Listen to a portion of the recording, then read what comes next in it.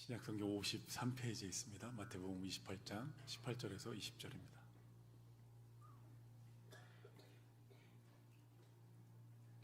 함께 읽겠습니다.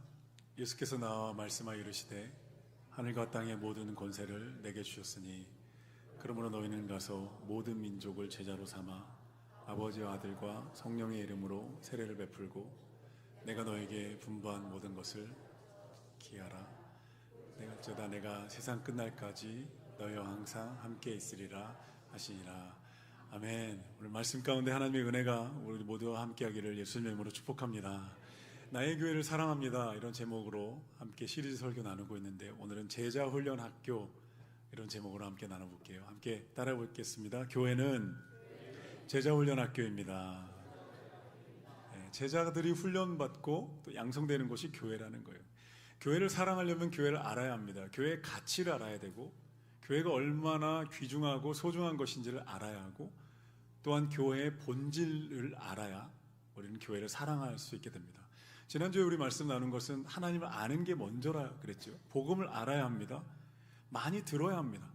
도대체 예수님이 어떤 분이고 어떤 일을 행하셨고 그 예수가 이루신 일이 나와 무슨 상관이 있지? 내 인생과 내 영원한 운명을 어떻게 바꿔놓는 거지? 듣다 보면 믿음은 들음에서 나고요. 그 들은 믿음이 내 인생을 바꿔놓고 내 영혼을 바꿔놓습니다. 우리가 지금 살아가는 인생 전체가 다 들었던 걸로 살아가는 겁니다. 보고 들은 게 지금 내 인생이죠. 전혀 새롭고 전혀 창의적인 완전 무에서 유로 살아가는 사람은 없습니다. 다 듣고 배운 지식의 지금 나를 형성한 거죠. 인간은 무의미하다, 무신론이다, 진화론이다, 들은 대로 사는 거고요. 하나님이 창조하시고 하나님 나를 사랑하신다는 말씀을 듣고 내 인생에 목적이 있다는 것을 듣고 예수님이 나를 죄와 사망에서 구원하셔서 영원한 생명으로 나에게 선물로 주셨다는 것을 들으면, 그럼 들은 대로 우리 인생은 바뀌고, 그럼 들은 대로 살게 되는 줄로 믿습니다. 하나님을 알고 복음을 알게 된 사람들은 그럼 이제 어떻게 살아야 되는가? 충분히 들었어요. 들어야 돼요. 충분히 십자가의 복음을 들은 이들은 이제 예수님을 향해 자라가야 합니다. 거듭나 태어난 아이들이 태어나면 자라듯이 믿음의 사람들도 자라나야 되고요. 자라나기 위해 반드시 필요한 것이 제자 훈련입니다. 훈련받지 않고 자라날 수 없고, 훈련받지 않고 강건해질 수 없습니다. 아이들이 자라나는 모든 모습들도 다 하나하나 훈련이고 양육이잖아요. 원하는 것만 하지 않습니다. 해야 하는 걸 가르치는 거고요. 그러면서 아이들이 어엿한 사회에서 자기 인생을 살아가는 인생으로 자라나는 거예요. 배우고 내 삶으로 만들어내고, 그리고 다른 사람들에게 전수하면서 우리는 예수님의 제자로 성장하고 강건한 그리스도인이 됩니다. 배워야 하고요, 내게 심어야 하고 그대로 살아내야 하는 거예요. 하나님은 우리를 있는 모습 그대로 사랑하세요. 할렐루야. 할렐루야. 있는 모습 그대로 사랑하십니다. 연약해도 사랑하시고요, 죄 가운데 빠져 있어도 사랑하고, 예배가 어떻든 하나님을 떠나 있어도 하나님은 우리를 사랑하십니다. 마치 자녀가 넘어지고 상처받고 연약해도 부모는 끝까지 사랑하는 거랑 똑같아요. 그런데 하나님은 우리를 너무나 있는 모습 그대로 사랑하지만 그 모습 그대로 살기를 원하지는 않으세요. 맥스 루카도의 예수님처럼이라는 책에 보면 어느 날 딸아이가 놀이터에 노는 모습을 보러 갔는데 아이가 진흙을 막 온몸에 묻히고 머리에 바르고 얼굴에 묻히고 너무너무 지저분해 있더라는 거예요. 근데 너무 사랑스러웠다는 거예요. 와, 이 아이가 내 딸 너무 사랑스럽다는 거예요. 그래서 그 아빠가 그 아이를 집에 데려갑니다. 진흙 묻은 채로 너는 살아라, 너무 이쁘니까 오늘부터 진흙 묻은 채로 자고 내일 학교도 그렇게 가라, 이러는 부모는 없죠. 있는 모습 그대로 사랑합니다. 그런데 데려가서 씻깁니다. 예쁜 옷을 갈아입힙니다. 진흙 묻었던 입술을 닦아주고 좋아하는 아이스크림을 녹차 맛과 스트로베리와 엄마는 외계인을 먹입니다. 그게 부모예요. 하나님도 마찬가지라는 거. 있는 모습 그대로 사랑합니다. 상처와 죄와 세상 풍조로 일그러졌을지라도 사랑하시지만 하나님 그런 우리를 데려다가 씻기시고 새로운 옷을 입히시고 하나님의 자녀다운 모습으로 우리를 성장시키기를 원하신다는 거예요. 할렐루야. 하나님의 관심은 사람에 있습니다. 우리를 자녀 삼으시고 우리를 영광스러운 사명자로 성장시키셔서 하나님과 동행하기를, 하나님의 동역자가 되기를 하나님 너무너무 원하세요. 그래서 여러분, 예수님이 세상에 오셔서 공생애를 시작하실 때 가장 처음 하셨던 일이 뭐냐면 사람을 부르시는 거였어요. 예수님 책을 쓰시지 않았고요, 조직을 만들지 않았고 건물을 세우지 않으셨어요. 12명의 제자를 부르셨어요. 평범한 사람들이었어요. 그냥 주권적으로 부르신 거예요. 그리고 그 은혜로, 말씀으로 그들을 성장시키셨다고요. 자기와 함께 있게 하셔서 함께 하나님 나라의 꿈을 꾸게 하셨어요. 그 12명으로 예수님의 하나님 나라 운동이 시작됐잖아요. 그 12명으로 갈릴리의 그 작은 촌구석에서 시작된 하나님 나라 운동이 오늘날 23억 명이 되었고, 세계 곳곳에 교회가 세워지지 않은 것이 없고 복음이 전파되지 않는 곳이 없어요. 너무너무 놀랍지 않나요, 여러분? 12명이었어요. 평범한 갈릴리 어부와 세리들이었어요. 그런데 예수님이 그들을 제자 훈련을 시키신 거예요. 3년 동안 동고동락하시면서 그들에게 하나님 말씀을 가르쳤습니다. 하나님에 대한 모든 것을 다 전수해 주셨어요. 사랑해 주셨어요. 돌봐주셨고 모본을 보여주셨고 함께 울며 기도하셨어요. 그 3년의 제자 훈련이 있었기 때문에 그 평범한 사람들이 로마 제국을 뚫고 들어갑니다. 로마를 변화시킵니다. 할렐루야. 예수님이 제자를 부르실 때 가장 먼저 하셨던 말이 뭐냐면 나를 따라오라는 거였어요. 나를 따라오라. 당시 유대교 랍비들은요, 제자들이, 학생들이 랍비를 찾아갑니다. 우리에게 지식을 가르쳐 주십시오. 이렇게 지식의 전수를 원했어요. 근데 예수님은 달랐어요. 지식만이 아니라는 거예요. 지식이 아니라 나를 따라라. 인격적으로 나를 따라라. 왜냐하면 내가 하나님 나라를 너에게 데려가기 때문에, 하나님의 형상의 원본이기 때문에 나를 따라오는 자는 잃어버린 하나님의 형상을 되찾을 것이고, 할렐루야, 죄로 인해 깨어진 인생이 회복될 것이고 세상에 빼앗겼던 마음이 살아날 것이다. 나를 따라오라고 예수님 말씀하셨어요. 그렇게 예수님과의 동행이 시작됩니다. 예수님을 따르기 시작합니다. 예수님을 닮아가기 시작합니다. 제자훈련, 교회에서는요, 똑같이 예수님이 우리를 부르신 거예요. 이 자리에 오셔서 예수님이 우리를 부르시는 거예요. 나를 따라오라는 거예요. 예수님의 가장 복음서에 나타나는 예수님의 아주 위대한 부르심 두 가지가 있는데, 하나는 나를 믿으라는 거예요. 할렐루야. 나를 믿으라. 내가 하나님의 아들로 이 세상에 와서 너희의 죄를 짊어지고 십자가에 죽고 부활해서 너에게 영원한 생명을 주었다는 것을, 하나님의 사랑받는 자녀로 너희를 거듭나게 했다는 것을 믿어야 한다는 거예요. 믿음이 구원한다는 거예요. 예수님의 십자가에 죽으셨다는 것을, 그 믿음을 통해서 우리가 하나님의 자녀로 거듭나요. 그 다음에 예수님이 우리에게 하시는 말씀은 나를 따라오라는 거예요. 할렐루야. 따라가기 시작하는 거예요. 교회로 우리가 모여서 뭘 하는가? 예수님을 따라가는 거예요. 닮아가는 것입니다. 날마다 우리는 제자 훈련을 받고 영성 훈련을 받아서 우리 신앙의 목표가요, 우리의 목표가 세상의 것이 아니라, 거짓이 아니라, 깨어진 어떤 것이 아니라 예수 그리스도를 따라가는 길에 우리는 들어선 것이고, 날마다 예수님을 따르고 닮아가는 저 여러분 되기를 간절히 소망합니다. 분명한 목표가 생긴다는 거예요. 신앙은 그냥 오가는 신앙생활이 아니고 교회 문턱을 넘나드는 신앙생활이 아닙니다. 예수를 믿고 하나님의 자녀가 되는 순간에 우리는 예수님의 제자로 모두가 부름을 받는 거예요. 그리고 그 예수님의 인격과 예수님의 영성과 예수님의 말씀과 메시지를 우리가 따라갑니다. 우리는 펜에 머무는 게 아니에요. 무리에 머물러 있어서는 안 됩니다. 예수님을 따르기로 결정하고 날마다 닮아가야 됩니다. 그냥 거저되는 게 아니에요. 영적인 훈련이 필요한 거예요. 여러분, 세상에 거저되는 게 어디 있어요? 모든 일이 훈련으로 되는 거죠. 모든 훈련과 연습을 통해 우리는 성장합니다. 풍성해집니다. 피아노를 생각해 보십시오. 피아노 악보를 보는 사람들이요, 처음에는 도레미 도레미 랄랄라솔 파파파 미미미레, 우리 음악 시간에 외우잖아요. 이거밖에 안 된대요. 그런데 매일 악보를 보면서 치고 치다 보면요, 어느 날 악보를 보는 순간에 손가락이 그냥 움직인대요. 그게 가능할까요, 여러분? 4부 악보가요, 보는 순간에 내 손가락이 움직이는 거예요. 나도 모르게. 그런 순간까지 오는, 그러면서 피아노를 즐길 수 있게 되는 거죠. 그전에 피아노는 너무나 무거운 악기였는데 피아노를 즐기게 되는, 영적인 훈련도 마찬가지입니다. 우리가 영적으로 훈련받고 성장하기 시작하면요, 우리의 신앙이 풍성해지고 자유로워집니다. 시험과 환난에 흔들리고 매일 연약해서 넘어지던, 매일 쥐어짜면서 나와서 하나님 도와주세요, 하나님 살려주세요라고 울부짖으며 기도하던 그 기도가 성장하기 시작해요. 하나님, 내가 맞서 볼게요. 할렐루야. 내가 믿음을 주셨으니까, 말씀이 내 안에 있으니까 예수의 이름으로 내가 맞서 볼게요. 예수의 이름으로 내가 이겨내 볼게요. 이길 수 있을 것 같아요. 하나님, 이기기 시작합니다. 그렇게 이기기 시작하는 사람들을 리더라고 합니다. 그 리더들이 사람들을 또 이끌어주는 거예요. 그래서 제자훈련에 선순환과 반복이 일어나는 거예요. 교회는 훈련받는 곳입니다. 성장하는 곳입니다. 예수님을 따라가는 곳입니다. 할렐루야. 한번 따라해보세요. 예수님을 따라가야 합니다. 훈련을 받아야 합니다. 옆 사람 보면서 인사하겠습니다. 제자훈련을 받아야 합니다. 예수님이 처음 제자들을 부르실 때 하셨던 말씀이 나를 따라오라 했어요.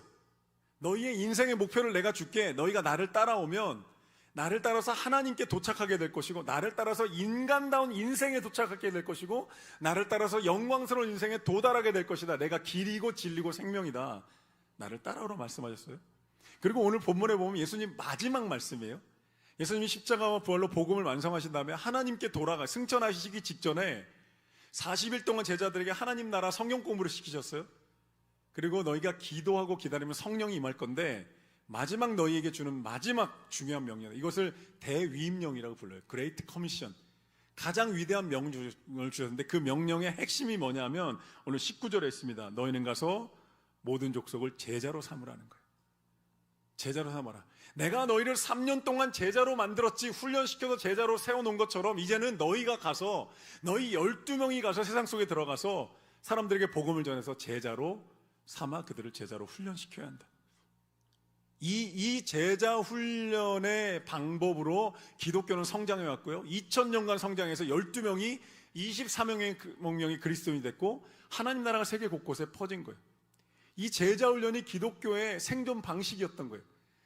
여러분, 말씀이 전파되는 곳마다 척박하지 않은 땅이 없었어요. 2000년 동안에. 로마도 그랬습니다. 선교지는 마찬가지죠. 어느 땅에, 북한 땅에, 이슬람 땅에 쉬운 곳이 없었어요. 언더우드 선교사님 우리나라 들어올 때 우리나라가 쉬웠을까요?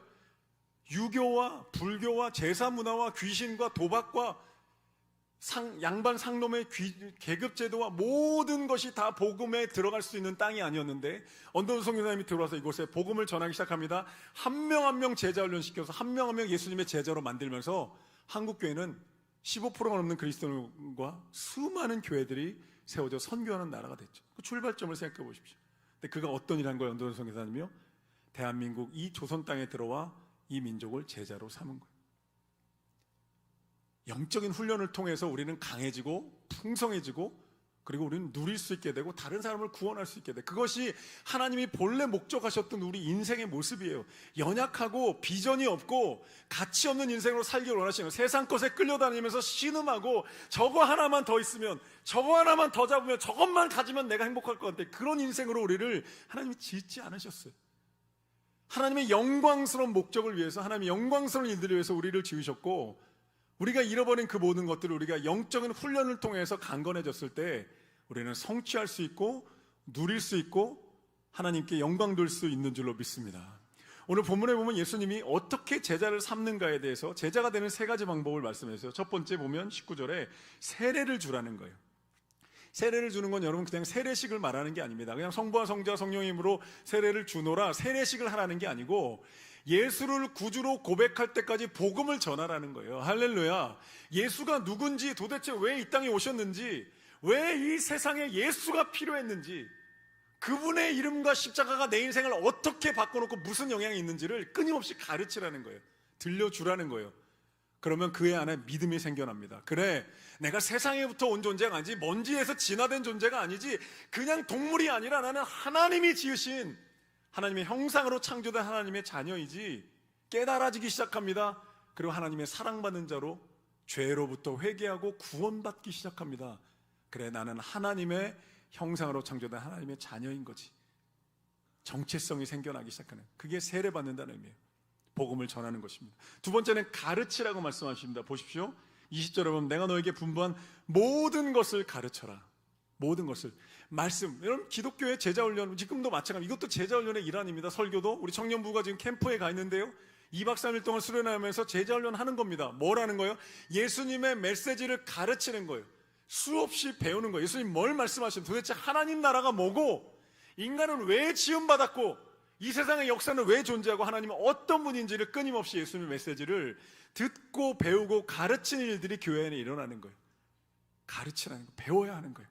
제자훈련의 가장 중요한 의미는 예수님의 메시지를 제대로 깊이 있게 배워야 되는 거예요. 사랑하는 성도 여러분, 예수님의 메시지를 배우고 계십니까? 교회 마당을 넘어가는 신앙이 아니라 예수님의 메시지를 배워야 되는 거예요. 배워야 내가 성장하고요, 배워야 눈이 열립니다. 배워야 세상이 보입니다. 배워야 인생이 보입니다. 예수님의 메시지가 모든 걸 관통하는 진리이기 때문에, 프리즘이기 때문에 모든 것을 다 바라보고 있는 거예요. 모든 것을 해석할 수 있는 기준이기 때문에, 나를 해석할 수 있는 기준이기 때문에 예수님의 메시지를 배우는 거예요. 가르쳐라. 세 번째 마지막으로 20절에 보면 지키게 하라 이렇게 되어 있어요. 가르쳐 배운 것을 지키게 하라는 거예요.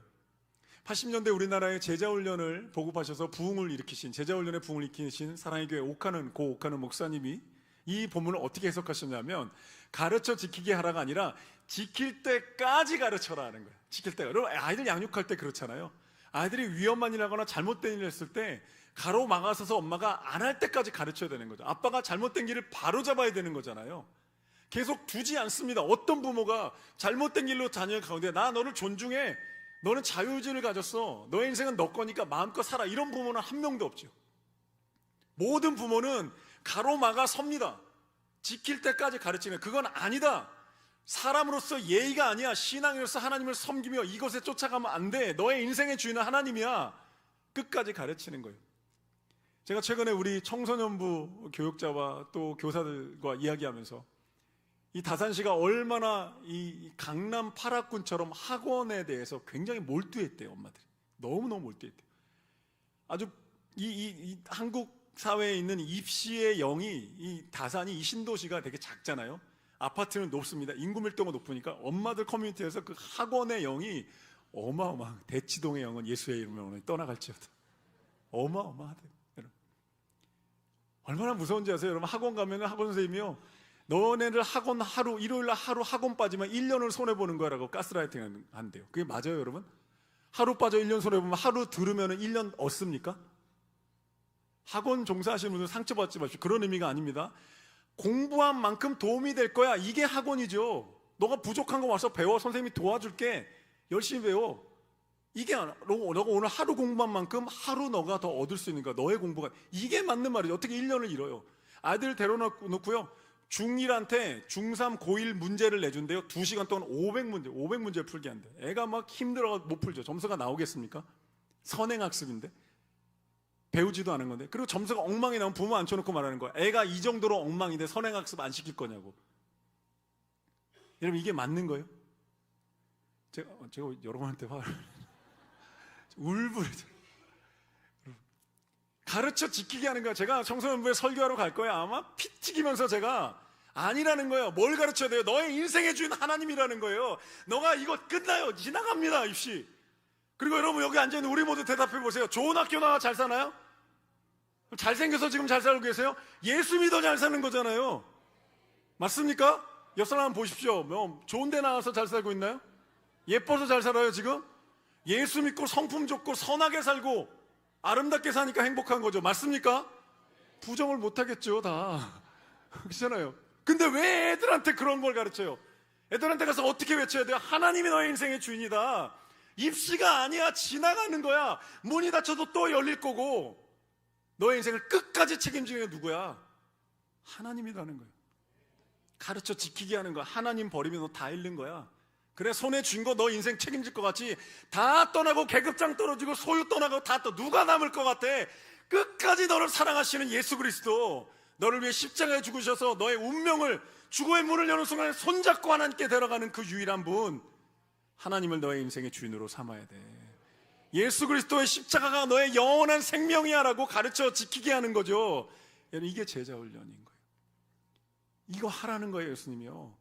왜요? 세상 것들이 우리를 끊임없이 여러분 끌어가기 때문에 그렇습니다. 제자훈련은 3단계로 이루어지는 거예요. 예수님 메시지를 깊이 배워야 합니다. 깊이 이해하는 거예요. 지난주에 나눈 얘기가 그런 거예요. 먼저 들어야 된다. 뭘 하려 하기 전에, 훈련 받기 전에, 봉사하기 전에 복음이 뭔지 끊임없이 들어야 되는 거예요. 예수 십자가의 보혈, 그 구원, 그 하나님 나라의 구원, 죄와 사망에서 영원히 멸망당할 수밖에 없는 나를 끝까지 사랑하셔서 자기 아들 피 흘리기까지 사랑하신 예수.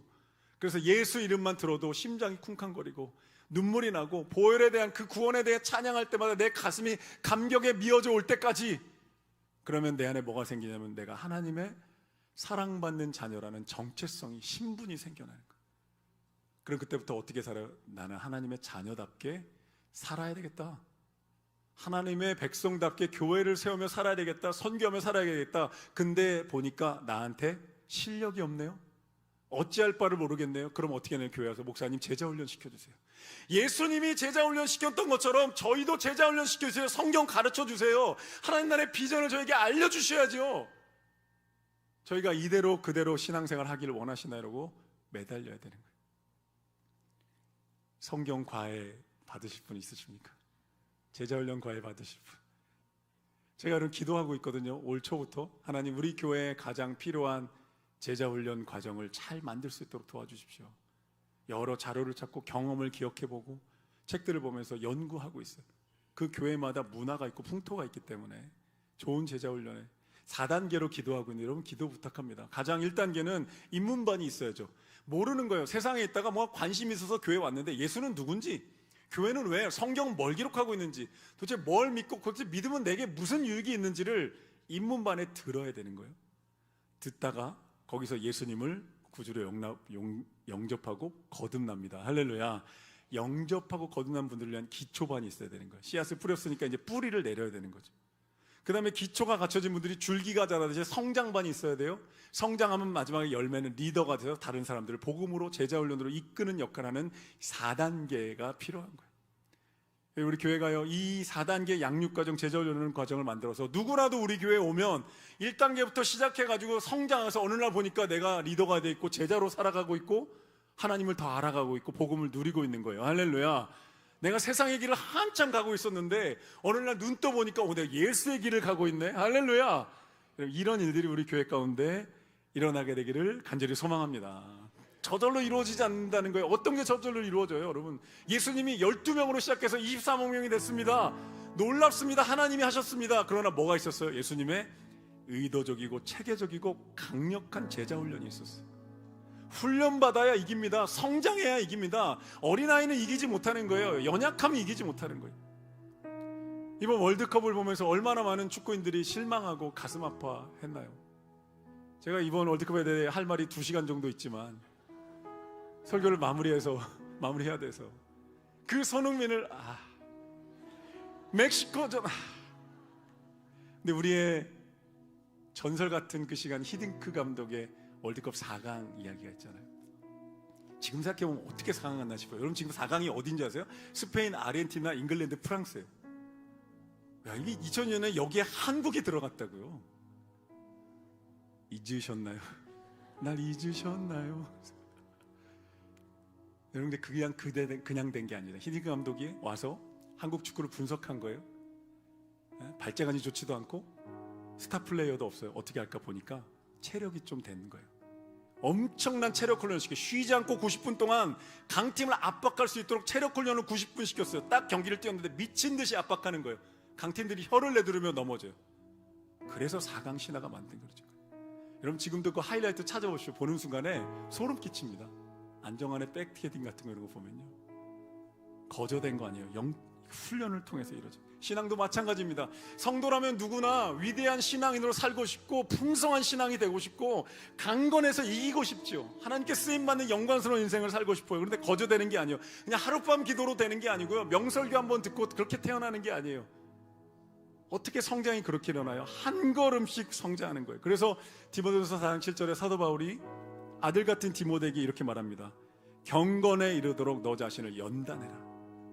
연단하라는 말이요, 헬라어 원어로 보면 근육을 키우라는 거예요. 여러분 근육이 키워집니다. 70대 할머니도 자전거 타면 허벅지 근육 생깁니다. 허벅지 근육 생기면 당뇨와 고혈압이 잡힙니다. 70세 이상 어르신들 아멘. 허벅지 근육 키우셔야 돼요. 걸어야 삽니다.